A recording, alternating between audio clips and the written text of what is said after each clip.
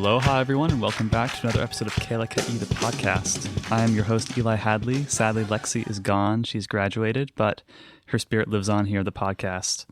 So, today we have a very special guest for them, actually. The upcoming musical Joseph and the Amazing Technicolor Dreamcoat is going to be putting on performances at BYU-Hawaii, I think 4 performances. And we have some of the cast and crew here to talk about it. And they're here to share their stories.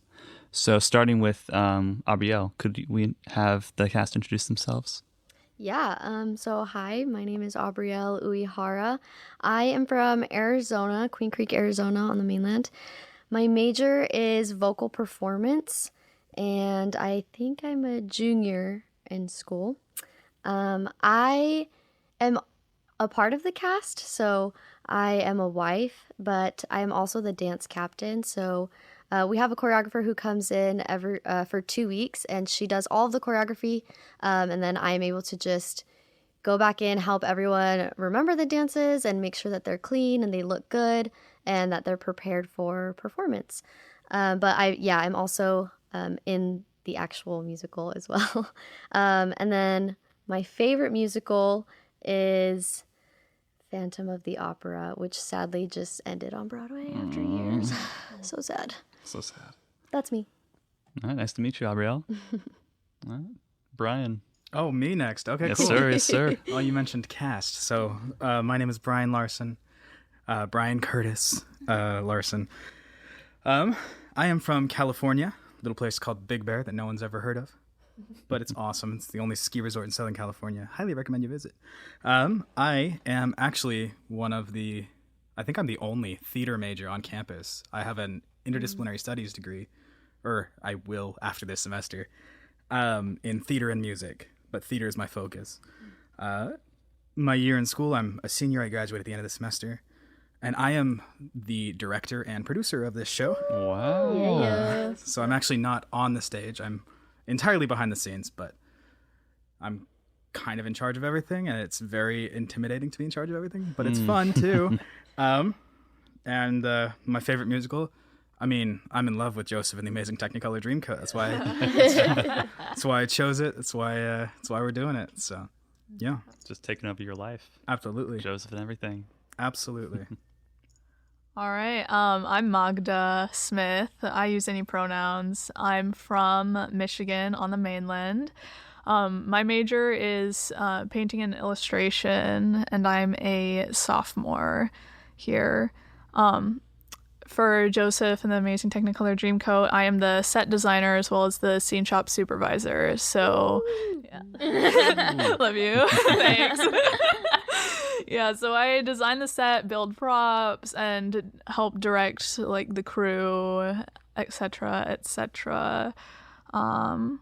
Yeah, and my favorite musical, I'm so bad at picking favorites. That's just a thing about me that I'm bad at, but because I love them all. But the most recent musical that I watched, I guess, is Twisted. It's by Star Kid Productions. So if you look it up, so good. So fun. Love all their stuff. Highly recommend you watch any of those. They're all on YouTube, but Twisted is especially good. It's definitely a good starter one from them. So highly recommend you watch it. Awesome. My name is Melody Christman. I'm from Utah, and I'm majoring in elementary education. And this is the end of my sophomore year. And I'm actually one of the narrators for the show, so it's me and Brianna Frainer. And so that's super fun. So we're just singing and, you know, In like, a musical? just all the time, actually. Off stage. I didn't know you could do that. But it's just fun. Although we're not like a part of the story, we make ourselves part of the story. But I think we're going to talk about that later. Yeah, we also tell the story. Speaking of stories, my favorite musical is West Side Story. Ooh, so nice. that's my favorite. Always has been, always will. So yeah, that's me. Awesome. It's good to have all of you on the podcast. I'm excited to learn about the show today. Yeah. And I guess I would say my favorite musical is Little Shop of Horrors. Okay. I love the plant puppet and everything. It's just a lot of fun. Yeah. But yeah, so we'll start with Brian. So Brian, you're a student. You are doing an interdisciplinary major, right? Yes, that's correct. And you're also directing and producing a whole musical on your own. That's true. Yeah. How does that feel? Busy. Stressful. No, in not one word, it's, I guess, I don't know how to make it longer. It really is just a lot, because I spend every day thinking about the musical, and I spend all of my time worrying about what's happening next and trying to figure out the budgeting and all of this stuff. That's it ends up being really stressful, but it's the thing that I love the most. So I'm happy to be able to do it. So it's stressful, but it's also it makes me so happy to be able to say that I'm doing all that. So That's awesome. yeah, It'll probably be very rewarding also. Oh, I bet. when I it's bet. over. But I'll give him a standing ovation when the curtain closes in a month or so. And on that topic, Bryan, right? Like directing, like, what are some of those specific challenges of directing? Actors, dancers, you have technicians, you have artists, you have lots of personalities in one room. What's that like? Yeah, so the biggest obstacles, or I would say obstacles because I did. The biggest challenges and obstacles is definitely all the many different personalities, because different personalities and different ideas, because everyone comes in there with their own ideas and their own vision. But what it comes down to, and I have to sound arrogant saying this as a director, is it's my vision that matters, because it's my show, which sounds so arrogant. I hate saying it like that.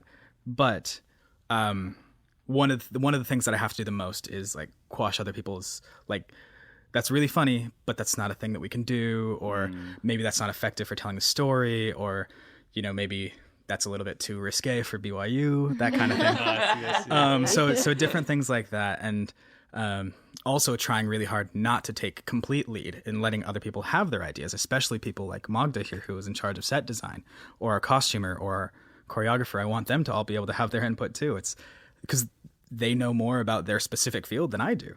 So it's really the difficulty comes in trying to guide a lot of very, very talented people towards the same goal when they all have these brilliant ideas that could go in so many different directions. Absolutely. Yeah. I remember, so I was a stage manager when I was in high school, and so I kind of have seen, I didn't direct, of course, but seeing there's always behind the scenes struggle with putting on plays and musicals, right? And there's always these personalities. Something can go wrong. You have the drama among the drama kids, right? We've all like seen or heard like the typical like drama kid or theater kids, right? Yeah. But ultimately, right, they're all people who want to do something. They want to do something bigger than themselves. They want to have fun with their friends. And as the director, as an artist yourself, how are you trying to stay positive, avoid the stress, or at least handle the stress in a healthy way? Oh, I'm probably not. I lean into the stress. The stress keeps me going, because knowing that I have a deadline, knowing that I have things that need to be done, is what pushes me to get them done. I'm probably not a good person to ask about how to deal with it healthily, because I don't. I just lean into it and let it all pile up, and that's what motivates me to get it done, because if I don't, I'm literally gonna die. So it has to get done. So that's kind of what you do. That's a healthy way. I mean, you're still here. I think it comes from having an acting background, because what you do on stage is you try to find the highest stakes possible, which is life and death. Your character is always in a life and death situation. And for me, getting things done, I need the stakes to be high, or I can't do it. So having all this stress, while it is stressful and while it is difficult, it also provides the stakes and provides the motivation for me to go out and actually get the things done. So so it's probably not healthy, but it's what works for me. Well, everyone's trying to figure their own thing out, so that's so true. As for you, you have an acting background. You've been in musicals and plays BYU-Hawaii before. You're on the other side now, right? You're a director. Yeah. How has being an actor informed your decisions as a director? It's made it. It's both a blessing and a curse, because I know what it's like to have a director who's too harsh on you, or I know what it's like to have a director who's not harsh enough. The other barrier for me is that most of the people in the show are my peers, because they're other students. They're my age. They're a little bit younger than me usually. I'm an older student, but these are peers, so it's a very different power dynamic. I totally spaced on the original question. I'm so sorry. No worries. How are you taking your acting background? Yeah. Yeah, so having the knowledge of what it's like to work with different types of directors has helped me to kind of pinpoint the direction in which I want to take my directing. That's funny, direction to take my directing. It helps me like maneuver things because I know how actors respond because I am one. But it's also hard because having more experience in acting and less in anything else leaves me with a lot of gaps of knowledge. Right. And it's a lot of things that I didn't even realize that I would have trouble with when I started. Like I thought the casting process would be easy. Oh, just pick the best person. But the best person is everybody. There's so many good people. So casting was a huge issue because as an actor, I always want to get the role, but you can't. And being on the other side of it, it helped me realize, I think it's helping me both ways. My acting experience has helped me with my directing, but also my directing experience is helping me understand more about an actor's life because it's not all sunshine and rainbows at the top. It is not at all. So For sure. I kind of answered the question, I think. You did. It was Okay, fantastic. good. And finally, Bryan, I've been hearing that you've been accepted to some graduate programs. That's right. Would you mind telling us about that? Absolutely. Congratulations. Thank you. Yeah. I got offers from 4 different graduate universities. Two of them offered me full ride assistantships. So Wow. Heck yeah. That's so great. so the one that I chose to go with is Western Illinois University. Wow. Sweet. That's in Macomb, Illinois. I'll be starting this August. And Congratulations. thank you. And in addition to studying for my master's degree, I'll be teaching. This is where I get the free tuition from. Is I'll be teaching the undergrad classes. Oh, so Wow. cool. Wow. Oh my That's gosh. so cool. That is insane. Yeah, so I get to teach undergrad. you. Yeah, I get to teach undergrad, intro to theater and acting, and in exchange they pay for my tuition. And I want to do that. it's assistantships. It's a really cool thing. And I got it just from they've only ever seen me perform for 2 minutes, and Wow. yeah, I had a 2-minute audition, and they offered me that on the spot. So Oh my god. That's Must have incredible. been some good Well, audition. It's well it must have deserved. been. I don't know. It was. I have to give credit where credit is due. This was all thanks to Crystal Densley. She coached me through my audition. So shout out to her. She's incredible. She is incredible. Yeah. But yeah, so I'll be going to Western Illinois University Awesome. Well, Yeah. we wish So the it's- best for you. for a 3 years Masters of Fine Arts, Oh, which is interestingly exciting. a terminal degree in the theater field. So you can't go higher than a Masters of Fine Arts. So it's the equivalent of a doctorate without spending the extra 4 years in school. Yeah. Nice. Yeah. wow. Yeah. Because Does it have the pay too? It's theater. What do you think? Theater doctor, something like Theater that. and education at the same time. Yeah. Yeah. No, when I decided to study theater, I kind of accepted I wasn't going to make a lot of money, and that's okay with me. That's okay. That, Yeah. that means you'll be the happiest. Absolutely. Yeah. Absolutely. You'll be the happiest in your life. I think all of our majors are like Pretty. Yeah. Yeah. The least paid get, The happiest. yeah, lives. the best rewards. Money doesn't buy happiness, right? Right. I'd like to try. Yeah. Well, awesome. Thank you for telling us about your future plans, Bryan. And Yes. we're so excited to see the musical under your direction. But we're going to go over to Abrielle. She is the dance lead, leading the choreography and teaching it to the yeah. dancers. Could you tell us a bit about what that's like? Yeah, so we actually have the amazing opportunity to have a choreographer come in only for about 2 weeks, which is not enough time with her because she's an incredible person as well and just so fun to be around. Her name is Ashley Freeman, but she's from Utah, and we've had the opportunity to fly her in, and she teaches all the choreography. She comes up with it. She her brain is just on fire, and she's a genius. So yeah, when we have musical rehearsals every day from 7 to 10, that's 3 hours, and she's here, it's all choreography. So it's a workout, we're sweating, we're learning so much and having to memorize all of these dances as best as we can every single night for 2 weeks. So that can be, I think the biggest challenge for most people is just having the energy, the stamina to not only physically perform a dance, but also remember it. It's a lot of memorization. But it's so much fun. For me, I think that's my favorite part of a musical is the dancing and the choreography. And I grew up dancing, so being able to just do that, but in a more fun setting, and like not in a competitive or competition dance team type of setting. It's so much fun. And yeah, I think like the biggest challenges are after the choreographer leaves. And then we have to try and perfect those dances before performance. So true, so true. And Abrielle as well, like, would you mind giving the listeners kind of a synopsis or like a pitch for what the musical is all about? Because I would describe it, because my dad loves this musical.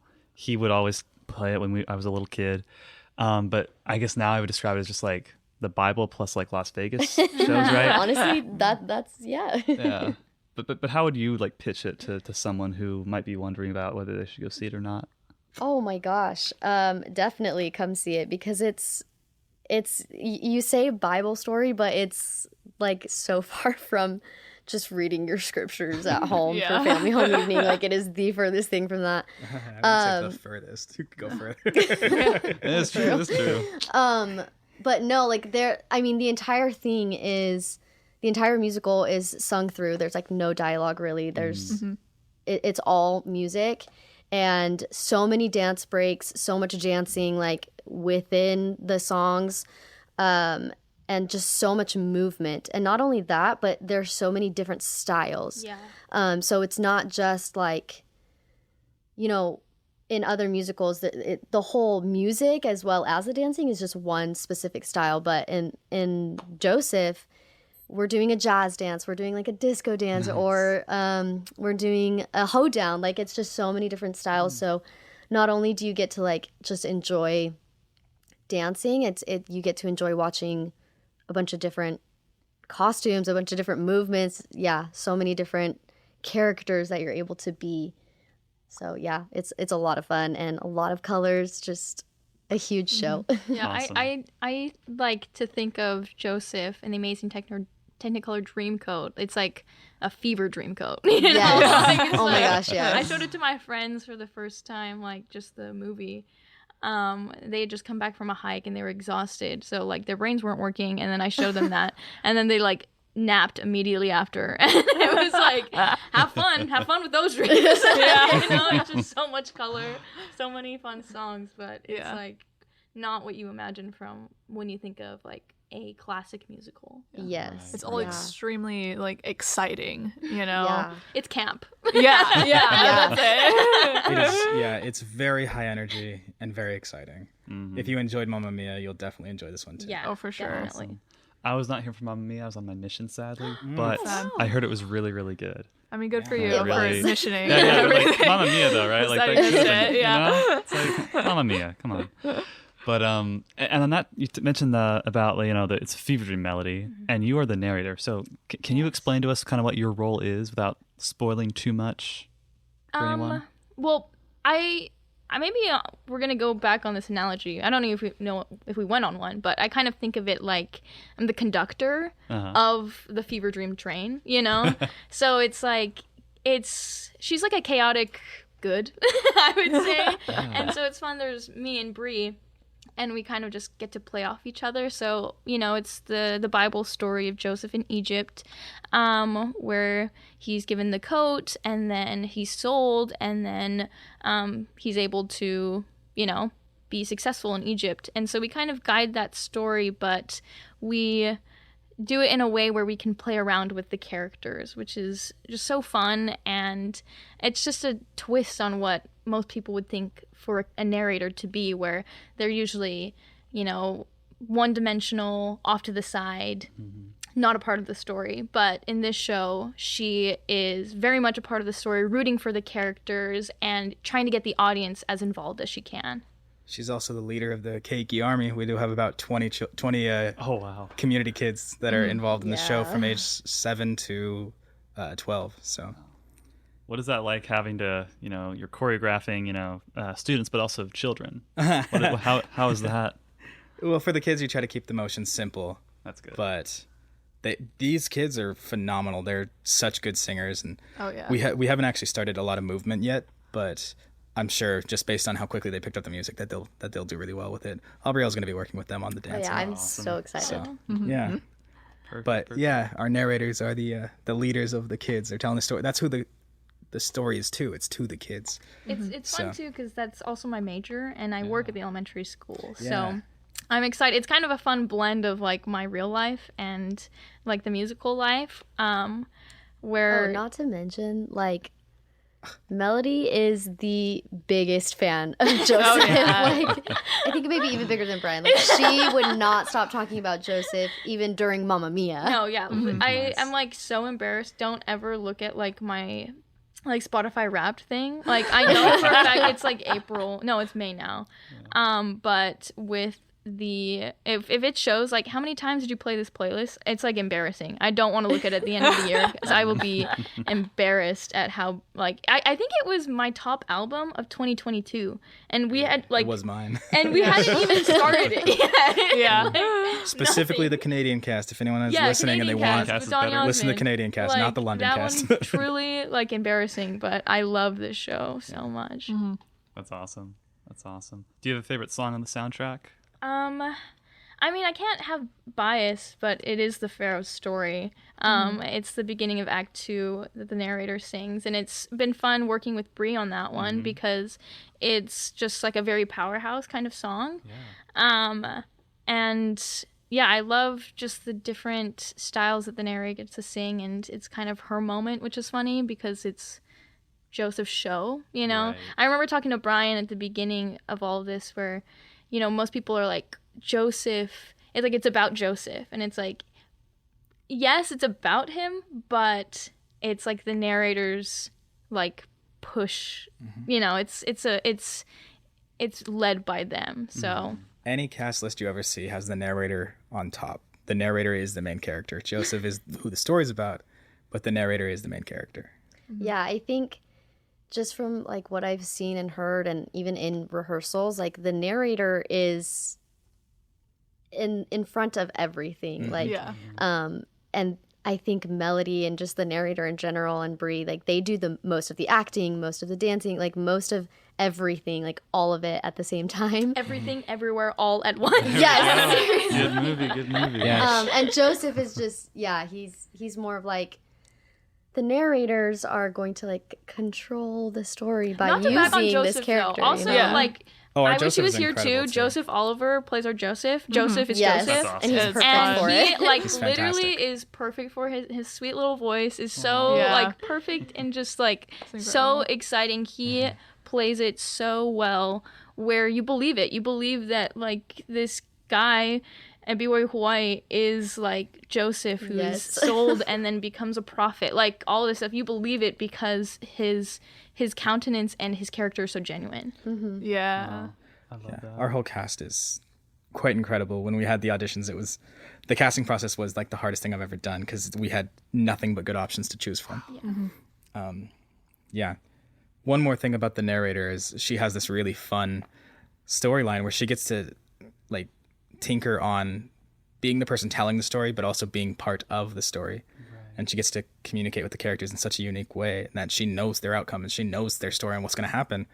But she gets to insert herself in. She is so messy. I love it. She's like kind of petty. She's fun. She's like, she will have sides, but then just like switch onto the other side just to be messy, to be fun. Yeah. I love it. Chaotic good, like you Drama. said. Yeah, chaotic Yeah. good. Maybe Love that. maybe chaotic neutral at that point. Well, awesome. And then so Magda, Yeah. because I did stage crew in high school, as I mentioned before, so I'm really excited to know about the behind the scenes of the set construction, set design. What is that like? For sure.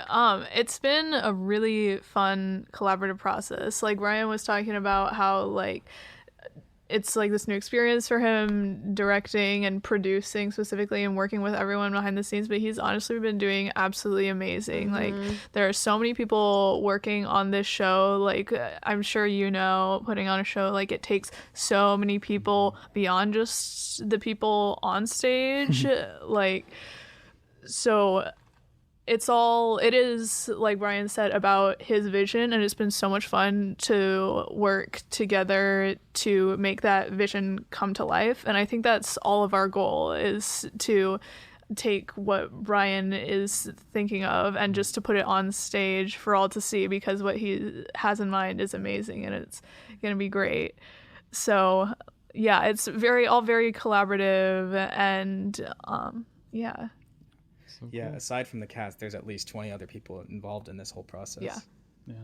Also, Magda works like night and day. Yes. I don't think I've She's ever such a hard seen- worker. It's my life. Literally I love it. always It's a there. passion. It's a passion project for sure on Ryan's end, Yeah. but on like the rest of our end too. Like the cast Absolutely. all love this show. Everyone backstage is like so excited for this show, and like it's a passion project for Bryan, which first of all, I'm a big like believer in passion projects being the best and Yeah. like producing the best, most amazing results and work out there, you know, because we all just care about it so much and it means so much to us. So we're going to put in that work. And Bryan is, I am for sure. This is literally all that I'm doing this semester. I'm doing choir, I'm doing this, I'm doing the 24-hour theater project. Nice. That is my life and I Lucky. absolutely love it. Yes, good. Yeah, if for no other reason, definitely come to see the designs because our Magda here has put on Yeah. some Thanks. incredible designs for the stage and all the different effects that we're gonna have. It's absolutely incredible. So definitely, She's really good at just like if you need something done or you want something done like Magda's a certain way, like Magda will make it happen. I'm pretty sure Magda lives in the auditorium. It's my favorite place to be. I love it. It's also like the best air conditioned spot on campus. Very true. It's nice and cold in there. Yeah. Which I actually run cold, so I'm like always bundled up. That's good. That's good. Yeah. And then, you know, because you're an illustration major, right? Yep. So when you're designing something like, you know, ancient Egypt, but you're like putting a Vegas twist on it, or you're Yeah. doing like, you know, they have the hoedown style like Jacob and his sons. Yeah. Do you look at like designs from other productions of it? Yeah, I've like scrubbed through so many YouTube videos. I have a huge Pinterest board, you know, lots of sketches. Yeah. It's been a lot of fun, and I love being able to like draw something up, and then we have our actual technical director who is actually the one who is able to make what I draw something that's doable in a reality, and he's Right. amazing. Aaron Densley is our technical director. He is so good at what he does. Yeah, and he's so experienced in so many aspects of theater as well. So he knows exactly how all of these different parts are going to be working together, and he's able to foresee so many different needs in so many different areas. And so it's really great being able to work with him, and me and him I work with him the most, I guess I would say for sure, for this show, and for usually just with the projects that I do with my job in general. Yeah, but he's so great at what he does. A lot of like what I do is like the artistic side of it, and drawing up pretty pictures, and then he's able to take it and say, okay, this is how we make this pretty picture, this 2-dimensional thing, something 3-dimensional on a stage. That's so, because, you know, a lot of audience members might not think about like the complexity of, you know, making a set piece, right? Even if it's, I'm not going to say just for a musical, but Yeah. it has, you know, it's not just, right? There's a complexity to everything, right? It has to be designed, constructed, painted, all these things, Yeah. and be And it able has to to move. be safe. Yeah, Safety. Because you exactly. have hundreds That's a of big pounds of people dancing on them. Oh, yes. So safety is Yeah. a big priority there. And then you know what happens? Like after 10 seconds my after the gosh. curtain goes down, It it's gets destroyed. torn down. So I was sad. like It's so gone within an hour after. surprised. I remember doing Yeah. that in For high Mamma school. Mia, So just sad. like strike. months and months and like hours and Like hours of busted effort, up, just cut like up, thrown in the you know, trash. oh my gosh, gone. Yeah. Next show, right? Yeah, For like an Yeah. hour or two after straight, or like during, like right after the show for an hour or two, I'm just in the back of the shop, like sorting out nails and wood, and it's like this used to be a beautiful set. Yeah. I'm just sitting in the Crazy. corner crying. It kind of No. shows though like the beauty of art and like Yeah. you know the temporariness Oh, of it's so it. great. It's like Yeah, I think that's what draws me to theater over film. Yes. Is the that it's a perishing commodity. It's there and then it's gone. Yeah. And it's so real. It's such a specific individual, like each show is such a specific individual experience. And that's So come like, to all of them. yes, truly, because like each show is going to be different, and the energy that you get from a crowd, because it's made up of different people at different times in their lives, even if people are coming to see it multiple times, they're in a different headspace. And that's what's so beautiful about art and theater. It's such a unique shared experience between like yourself and so many different people. Like you're literally sitting in a room, like a giant room with hundreds of people, and you're all experiencing the same thing together at the exact same time and feeling the same feelings together, and it's so unique and cool, and I love it. I think that's what I love about theater is just when, like, it's one thing to like have rehearsals and to really work on it, and like those are good experiences too, but once you actually perform it on a stage in front of an entire crowd, an entire audience who's there to watch you, like, you're able to connect with those people. You're telling them a story. You're telling, like, you are putting out a performance and they're able to just receive it from you. And, like, that's one of the best feelings ever. Truly. For me, it's about the fame and the money, but There we go. There you go, right? Hey, honestly, we love it. We love it.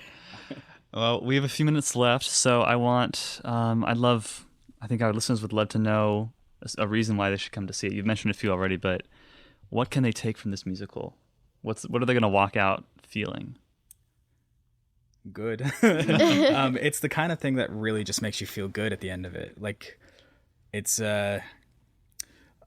if you're having a bad day, it's the perfect escape. Mm-hmm. But also, it's just a thing that you can go to where you can exchange energy in a room full of people in a way that you can't in any other setting. Yeah. It's going to a show, especially among, I assume that most of the listeners are students, especially among other students who are putting on a show.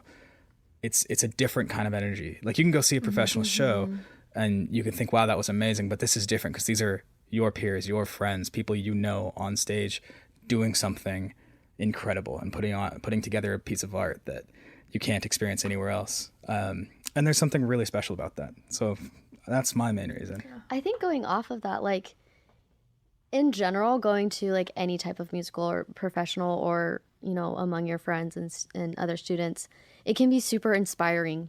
Absolutely. And I think like being able to see all of the talent and hard work that goes on to put a performance, like, I don't know, when I go and watch a musical, I'm like, oh my gosh, that is such an amazing singer. Oh my gosh, they're such an amazing dancer. And oh my gosh, the set, are you kidding me? Like, it's so intricate and everything is just, there's so much detail to pay attention to aside from just the story that you're getting.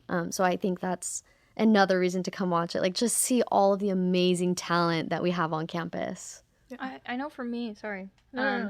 I watched, so I did theater and musicals and everything in high school.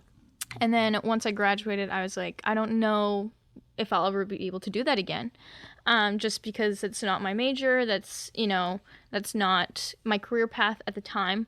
And it's still not my major. My major is elementary education. I am not doing anything with music for my minors or anything like that. And then I watched... Which is a crying shame. But then I watched Twelfth Night, my first year here, and I was like, I want to get back on that stage. I want to do that again. And the beautiful thing about BYU-Hawaii is that you can. Like, I think that is so unique and special. Like, it literally is like a miracle, and it like brings tears to my eyes to know that I can do theater again, even though I'm not like a senior at like a university. Because I know other people who are majoring in theater at different colleges, they have to wait like a few years before they can even get on the stage. And so the fact that I can audition and try and just do like my best and to be in a show like is truly amazing. And so that's what led me to wanting to do shows here, is watching the shows.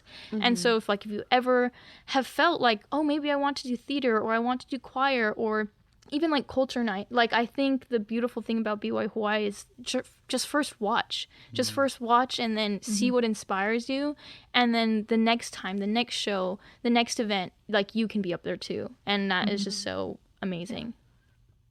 Yeah, and even if you're not cast, like we said, there's so many incredible, talented people who audition, and just like, we literally do not have room on the stage to put them all up there, right? Yeah. We have more people on the cast list than we originally planned because there was too many people to cut. Exactly. Yeah. Even just being a part of that creative process, or even if you don't like even want to be on stage in general, but you just love theater, you come watch this show and you love it, come do crew. Like, we need people working backstage all the time. There's so much that we do back there, and I just love being a part of the creative process in general. It is so much fun, and you get to see so much from backstage as well. You get to see so much of the process, and it's like being fed that musical juice all the time because you're watching the entire process happen, you know? So come do You crew. also become like a huge family, like with the crew, with the Absolutely. cast members, like Yeah. with everyone who's working on it.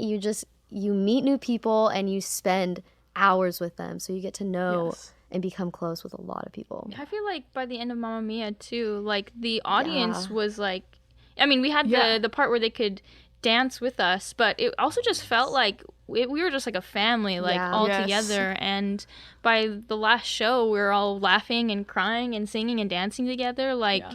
even if you were like, oh, that's not really my thing, but I want to watch, like, you become part of the show. Really. Whether you'd like to. Yeah. No, because that energy exchange, like Brian was talking about, it's there every time with theater. So come watch the show. And this specifically, like every show is a unique experience, but I feel like this show especially is like so specifically once in a lifetime Yeah. because of where we are, who's doing it, the fact that Brian is directing it as like a brand new director, Yes. and the fact that most of the, or like a large portion of the production team is student led. I'm a student. Yes. Our music director is a student. exists. Yeah, Costumes. come support the Yes. student. Exactly. Student The directing. It's all the only thing not student-led is costumes. But we Exactly. have, Like our like- music But we have a bunch conductor, of students who are working on our costumes. pit Yeah. conductor is Yeah. she's Literally amazing. everything is led by Yeah. students. Yep. And the Other fact than that we've got not only students in the cast, but also this community of children, like these children that are in it from the community. Yeah. They're all such incredible singers, and They really are. they're amazing. And then we've also just the fact that even aside from that, just where we are and the student body and the community that we Yes. have with the kind of diversity and people that we have, like you don't get that anywhere else. BYU-Hawaii is Yes. BYU-Hawaii. the best place to come watch a musical and to be a part of a musical. Exactly. I totally agree. And I'll be there opening night. And can you remind me what opening night is? Yes, so the dates are June 8th, 9th, and 10th. We have 3 night shows, each of those nights at 7:30, and then we have a matinee on the 10th at 2 p.m. Very nice. And it's tickets at the door? You Tickets buy- at the door. At the Yes, door. sir. Okay. Perfect. Yes. Well, I'm really excited to watch an opening night. Maybe the night after that. Yes. Absolutely. And Please matinee. come. And the matinee too, right? But This is also the kind of show, sorry, just one more thing before we go. It is also the kind of show that people who say, I don't like musicals, they go and see and they fall in love with musicals. This is that kind of show. It has something So- for everyone. Yep. it Yeah. does. Cool. Sorry. no, Brian. I'm just the host. You are driving the podcast here. But you heard it there, folks. So Andrew Lloyd Webber's Joseph and the Amazing Technicolor Dreamcoat premieres June 7th. 8th. June 8th. 8th, 9th, and 10th. June 8th, 9th, and 10th. Thank you very much. no And worries. 7 p.m. So go see it. You know there are a lot of people working really hard on it. And yeah, that's all, folks. Mahalo. Mahalo. Just, you know